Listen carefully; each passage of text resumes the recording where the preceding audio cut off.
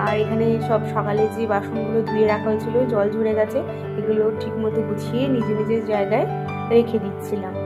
সকাল সকাল উঠলে কাজগুলো কিন্তু অনেকই গুছিয়ে করা যায়, কিন্তু একটু বেলা হয়ে গেলে কিন্তু কাজগুলো সামলাতে সামলাতে বেশ অনেকটা বেলাও বেশ গড়িয়ে যায়।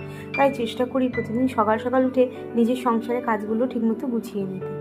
এখানে সবজিগুলো কাটা হয়ে গেছে, এগুলো আবার ফ্রিজে আমি ভরে দিচ্ছি। জানেন তো, এই বাক্সগুলো অনলাইন থেকে নেওয়ার পর এত সুবিধা হয়েছে, এগুলোতে সবজি ভরে রাখলে সবজিগুলো খুবই ভালো থাকে। এখানে শ্বশুরমশাই বাবা আমাকে মাংস এনে দিয়েছেন রবিবারে রাতের জন্য। তো আমি বাবাকে ফোন করে বলেছিলাম যে মেটে আর হজমি ঘর নিয়ে আসার জন্য, কারণ মেটে আর হজমি ঘর আমার খুব ফেভারিট, আমার বরমশাই খান না, ওর জন্য এখানে রান্না হয়েছে মুরগির মাংস। তো আজকে রাতে মুরগির মাংসটাই আমি করব। আর আমার বরমশাই যেহেতু দিনের বেলায় মাছ ডিম খেতেই পছন্দ করে, রাতে মাংসটাই বেশি প্রেফার করে, সেই জন্য রাতেই মাংসটা আমাদের রবিবার দিন বেশিরভাগ